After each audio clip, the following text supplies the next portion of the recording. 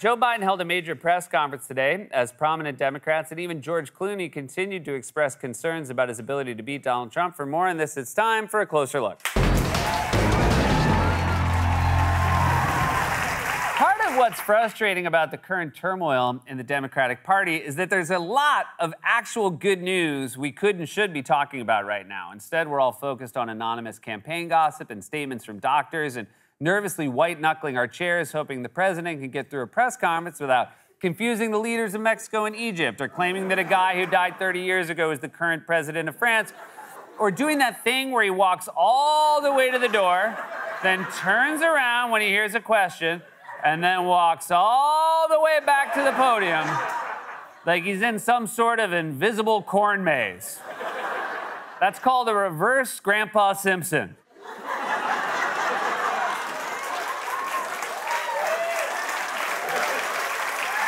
And we actually had to speed Biden up because he's moving way slower than Grandpa Simpson. I guarantee you, whenever he does that, all his aides are gathered backstage screaming at the TV like English soccer fans at a pub watching the Euros. What are you doing? Stay on your mat, you tosser!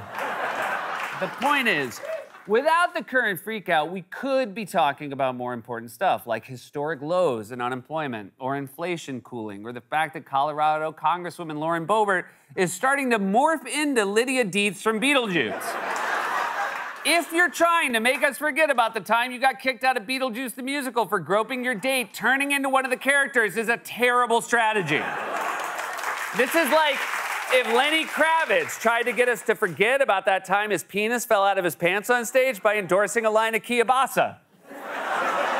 Lenny's Kielbasa, so good you'll split your pants. Boebert might even be descending further into some sort of Beetlejuice-induced mania because today she tweeted out a bunch of pictures of Biden getting COVID shots and wrote, "I wonder what could have caused Joe Biden's rapid physical and cognitive decline."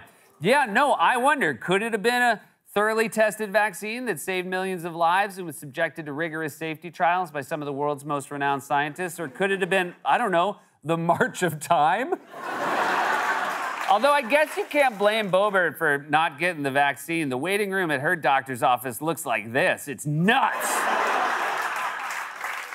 If Democrats were unified behind a strong, energetic candidate, they could be making the contrast between crazy and deeply unpopular weirdos like Boebert and the president's strong economic agenda. Just today it was reported that prices actually fell month to month for the first time in 4 years, and that inflation was below zero in June, marking the second straight month where there has essentially been no inflation on a monthly basis. And new data shows that wage growth is actually accelerating. Just 13% of workers in the U.S. are now earning less than $15 an hour. 2 years ago, that number was 32%. So Joe Biden slashed the number of low-wage workers by more than half, or, as the New York Times probably wrote, wages rise, much like feeble Biden's elderly age. Obviously, the current freakout was precipitated by Biden's dismal performance during the debate, which the White House explained this way.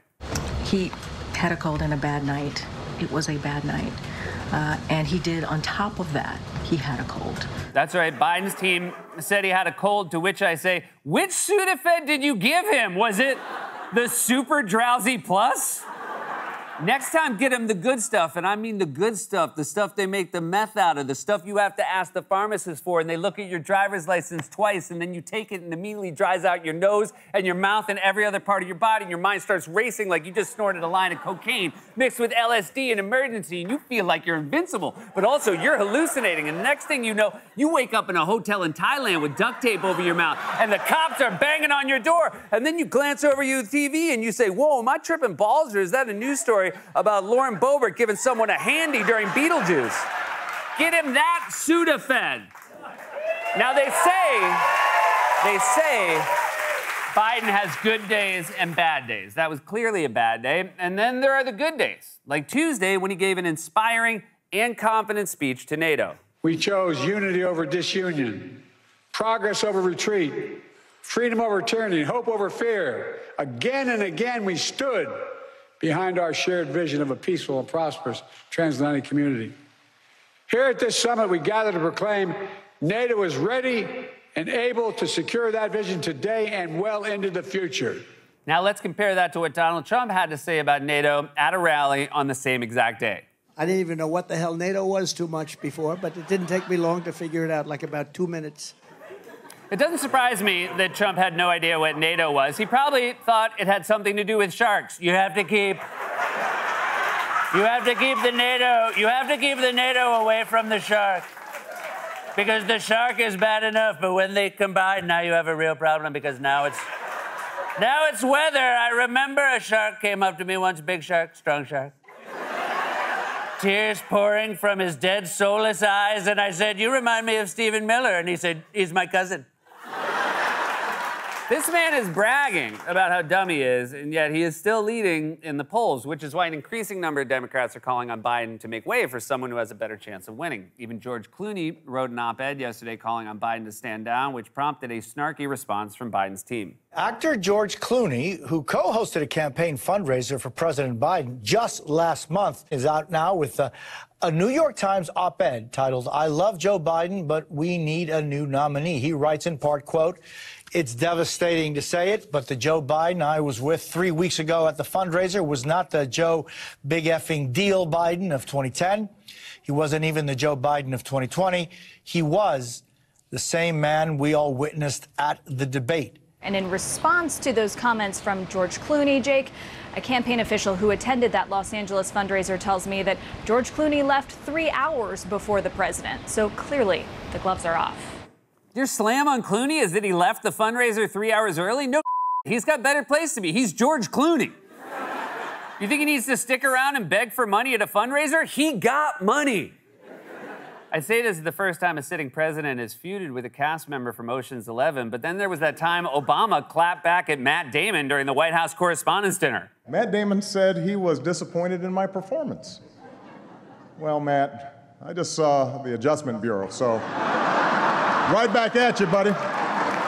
What's next? Brad Pitt getting body slammed by Jimmy Carter? But maybe this should be inspiration. Maybe the only way Biden can win this fight is to assemble a crack team of well-funded, highly skilled bank robbers, Ocean's 11 style. There's Gavin Newsom, the smooth-talking frontman, Pete Buttigieg, the expert safecracker, and Kamala Harris, the genius card counter, posing as the drunk aunt at the craps table. You think you just fell out of a coconut tree? And then while everyone's trying to figure out what that meant, Biden's speeding away with a bag full of cash and a Stingray. Now, Biden has a chance to prove Clooney and his other critics wrong with a major press conference at the NATO summit today. And if you thought the stakes couldn't get any higher, just listen to the media hyping it up. President Biden faces another high-stakes test tomorrow in a rare solo press conference to close out the NATO summit. The high stakes of President Biden's press conference today. The highest stakes press conference of his half-century career in politics. All eyes in the party are at a high-stakes press conference. That high-stakes press conference. High-stakes press conference. High-stakes press conference. That press conference, the stakes could not be higher. Are they talking about the president answering some questions, or is David Blaine burying himself in a coffin full of clam chowder? It should be just another exchange with reporters, but instead it's become the single most highly anticipated press conference since the Beatles landed in America, and Joe Biden also there. There he is. If Biden really wanted to troll everyone, he would pull a Marshawn Lynch and answer every question by saying this. I'm just here so I won't get fined. Now, we tape in the afternoon, so we don't know how the press conference went, but we do know the White House was using one phrase in particular to underscore how important it was, although I feel like the phrase wasn't super helpful. Thursday is really seen as this test. The White House, jokingly, with our own reporter Justin Sink, is calling it a big boy press conference. What the White House says will be some kind of a big boy press conference. White House officials described it as a big boy press conference. You'll certainly hear from the president on Thursday when he gives his press conference, his big boy press conference. The president will hold a press conference. I guess a big boy press conference is what we're calling it. Guys, that's a bad thing to call it. I'm not saying you should take a messaging cue from Lauren Boebert, but I'd prefer Biden come out in full Beetlejuice makeup. Stop telling us an 81-year-old man is about to be a big boy. Yeah, it's big boy time. Big boy, I'm gonna brush my own teeth tonight. I'm gonna stay up past 8.